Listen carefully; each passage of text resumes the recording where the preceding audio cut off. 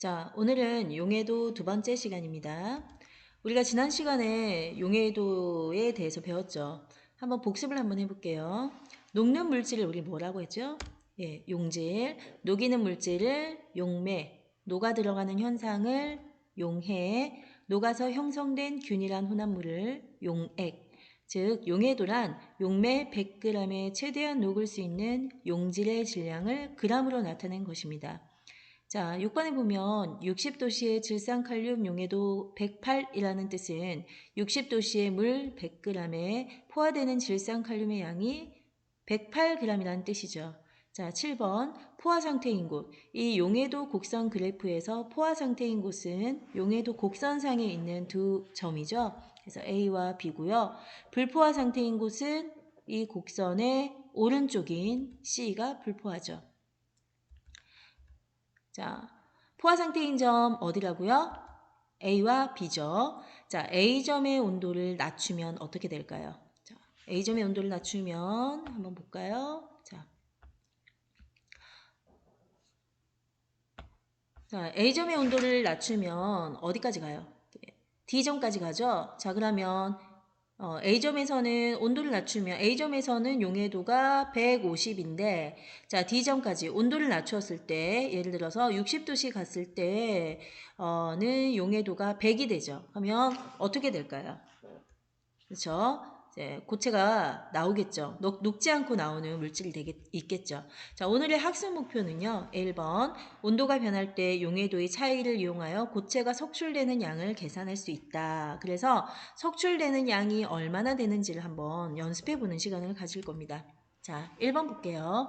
지난 시간에 배웠던 용해도 곡선상의 점이 뜻하는 바를 한번 적어봅시다. A점의 상태예요. A점은 뭘까요? A점은 포화 상태죠. 자, 온도가 몇 도예요? A점에서 온도는 쭉 읽어주면 여기죠? 예, 80도입니다.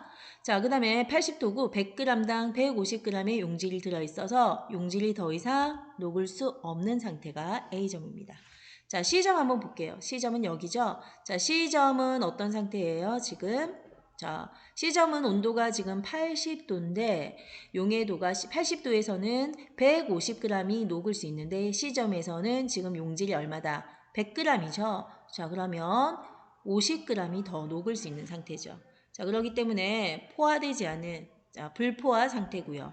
온도는 80도고요. 물 100g당 100g의 용질이 들어있어서 100g당 용질이 얼마? 50g 더 녹을 수 있는 상태가 됩니다. 자, 각 점의 온도를 낮추면 어떻게 될지 한번 따져볼게요. 자, A점의 용액을 60도로 한번 낮춰봅시다. 자, 60도로 이렇게 낮추면 온도는 몇 도가 돼요? 네, 60도씨가 되죠? 자, 그러면 용액의 상태는 어떤 상태가 돼요? 60도씨에서는 용해도가 얼마? 100이죠? 100인데 지금 150g 녹아 있어요. 그러면 더 많이 녹아 있으니까 과포화 상태가 되겠죠. 그러면 용액 속에서 일어나는 일, 실제로 녹을 수 있는 양보다 더 많이 녹아 있으니까 일부의 용질은 녹지 않고 남아 있겠죠. 자, 그래서 100g당 50g의 고체가 가라앉아 녹지 않고. 그래서 우리는 이것을 석출낸다라고 말을 합니다. 자, A점의 용액을요. 이번에는 40도로 한번 쭉 낮춰볼게요. 자, 40도로 낮추면 온도는 40도씨가 되겠죠. 자, 용액의 상태는 마찬가지죠. 40도씨에서는 얼마나 녹을 수 있어요? 자, 70g이 녹을 수 있어요. 물 100g에. 그런데 얼마가 녹아 있어요? 150g이 녹아 있어. 자, 그럼 70g 녹을 수 있는데 150g이 녹아 있으니까 80g은 녹지 않고 남은 상태가 되겠죠.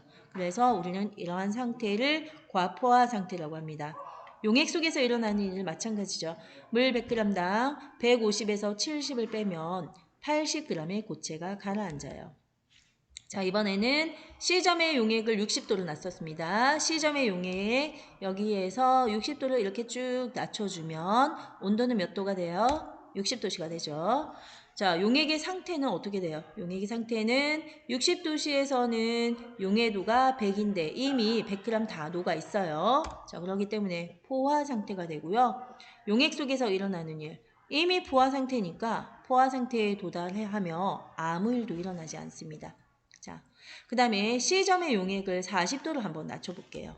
자, C점의 용액을 쭉 40도로 낮추면 온도는 40도씨가 돼요. 자, 그럼 용액의 상태는요. 자, 이 40도씨에서는 얼마나 녹을 수 있어요?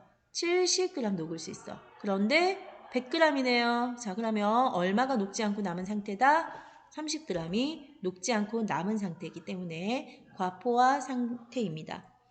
용액 속에서 일어나는 일은 물 100g당 100 빼기 70 하면 30g의 고체가 가라앉아요.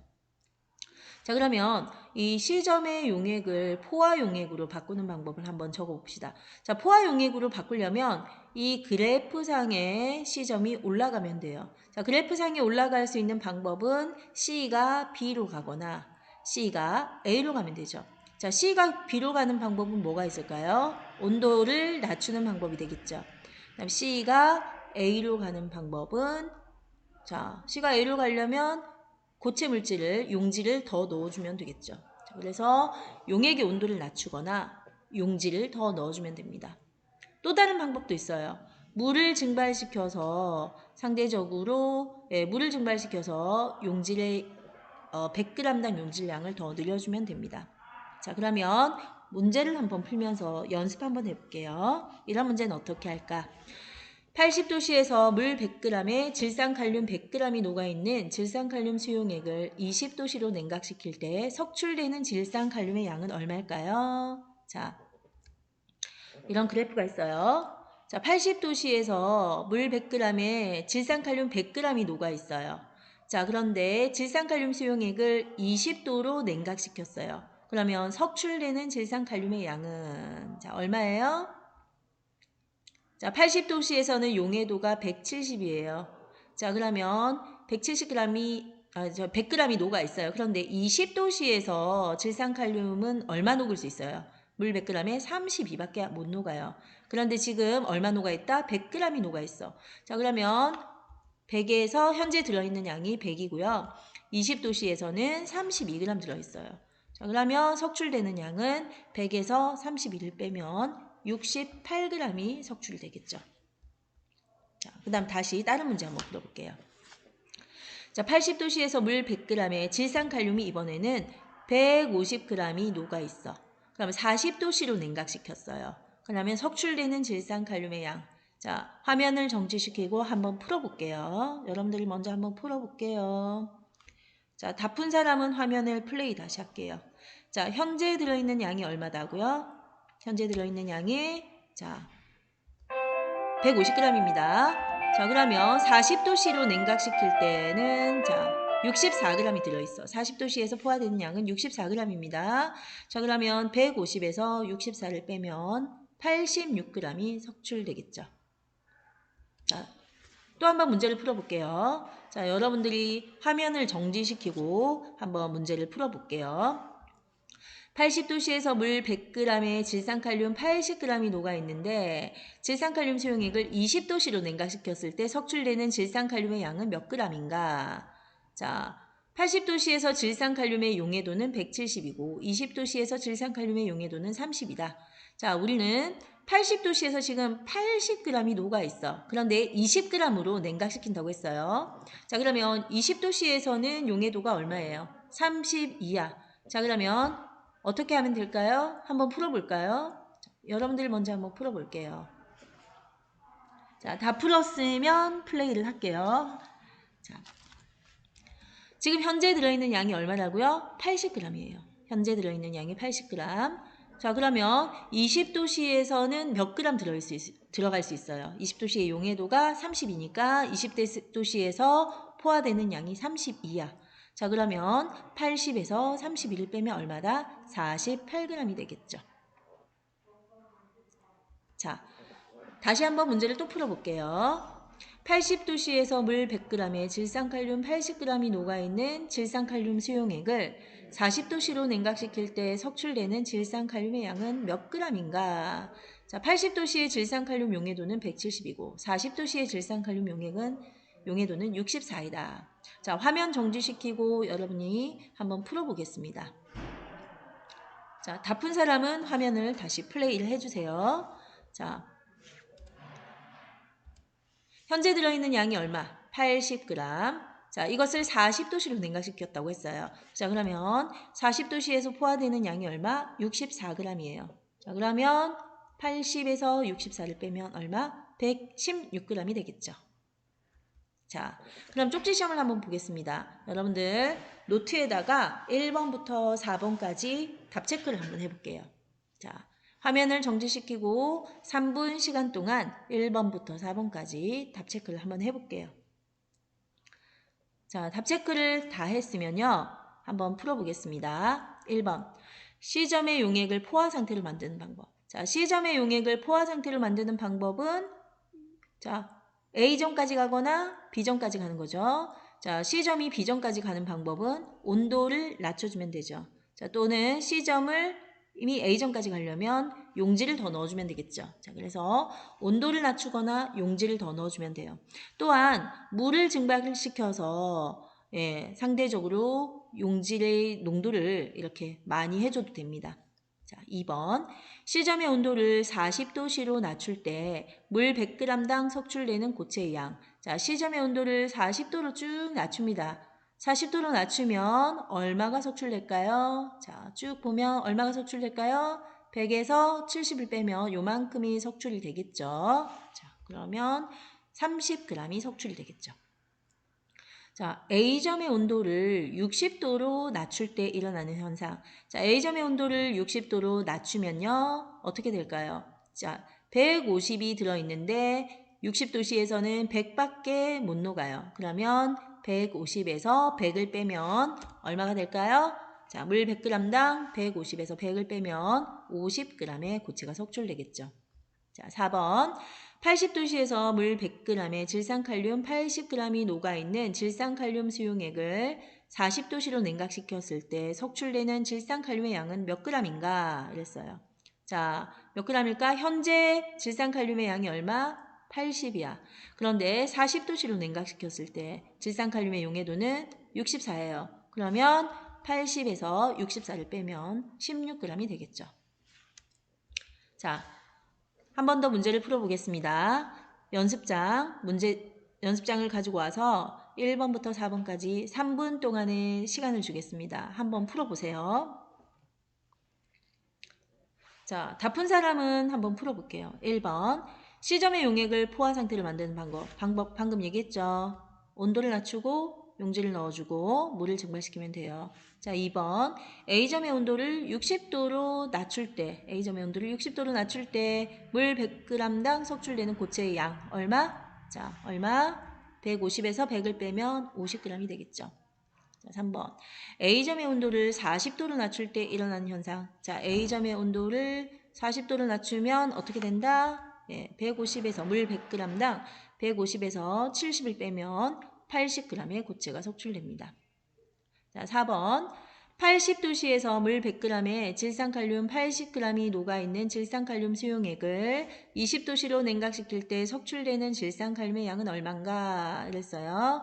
자, 현재 지금 80g, 질산칼륨 80g이 녹아있는데 20도씨로 냉각시켰어요. 20도씨에서 질산칼륨의 용해도가 얼마다? 32야. 자, 그러면 현재 양 80에서 32를 빼면 48g이 되겠죠. 자, 그럼 형성평가 우리 프린트 16페이지입니다. 1번. 고체 물질을 액체에 녹여 용액을 만들고자 할 때 용해도에 가장 많은 영향을 주는 거 뭐예요? 온도가 되겠죠? 자, 2번. 오른쪽 그래프는 어떤 고체의 용해도 곡선이다. A, B, C, D 중 포화 상태를 나타내는 곳. 자, 포화 상태는 요 곡선 상에 있는 점이 포화 상태겠죠? 자, 그러면 B하고 C입니다. 자, 3번. 불포화 용액 D를 포화 용액으로 만드는 방법. 자, 불포화 용액 D를 포화 용액으로 만들려면 어떻게 해야 돼? 온도가 낮아지거나 B로 올라가면 되겠죠?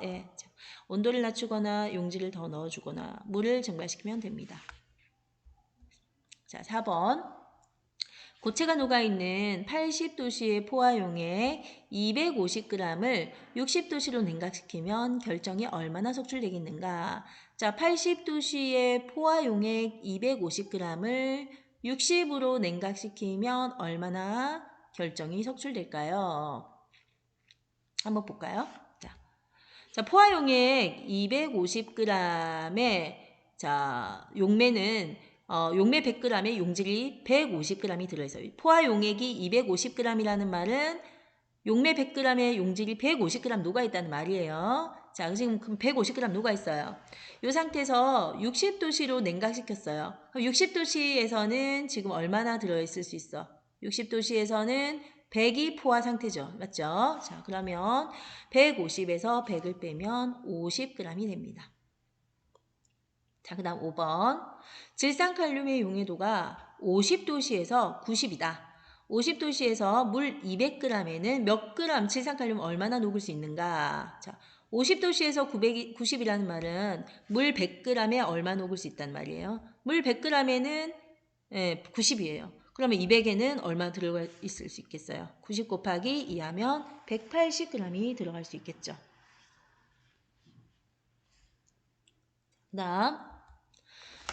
다음 그림은 4가지 고체 물질의 용해도 곡선을 나타낸 것이다. 다음 설명 중 옳지 않은 것은 자, 물이 뜨거울수록 더 많이 녹는다. 자, 온도가 높을수록 지금 더 많이 녹죠. 맞아요.